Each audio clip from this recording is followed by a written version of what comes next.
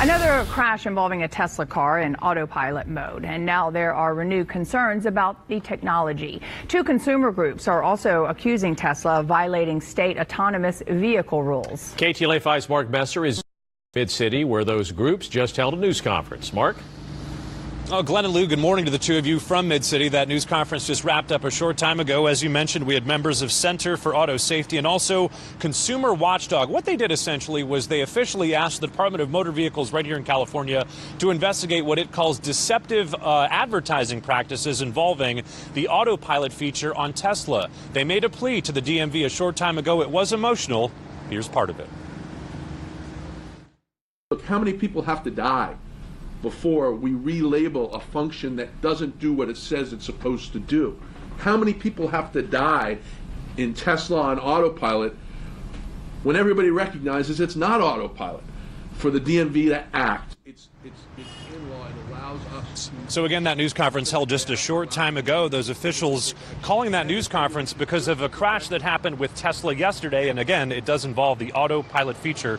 Let's jump into some video. We could show you the aftermath of that collision. It happened on the 20,600 block of Laguna Canyon Road, right around 11 o'clock in the morning yesterday. Authorities say a 65-year-old man was inside that Tesla. He was using the autopilot feature, and he crashed right into a parked police cruiser. What's very interesting about this investigation is April of last year, another Tesla crashed right into a parked semi-truck in the very same location. So officials are looking into the possibility that topography, perhaps GPS, or even the way that the lines are painted on the road could have contributed to yesterday's crash, or in fact the crash that happened not only yesterday but close to a year ago as well.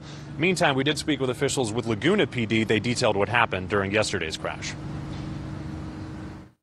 The officer was about 1,000 yards just north of the location on another call. So he heard it and thought it was much worse than it was, and then went out there and realized that it's his car that the vehicle ran into. Keep in mind, this crash was not fatal, but the one you're looking at was. This happened in California, specifically the Bay Area, just several months ago. It was in March. Remember, 2016, there was a fatal crash that happened in Florida.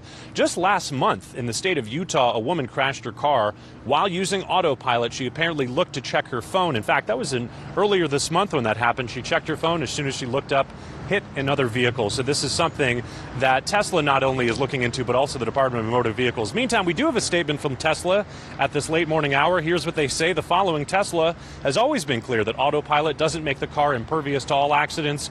And before a driver can use autopilot, they must accept a dialog box, which states that autopilot is designed for use on highways that have a center divider and also clear markings. Again, that news conference just wrapped up a short time ago. We're currently going through what officials said, and we'll have another report coming up for you on the KTLA 5 News coming up at 1 o'clock this afternoon. I'm Mark Messer, live in Mid-City. Glenn and Lou, let me send it back to you in the studio. All right, thank you.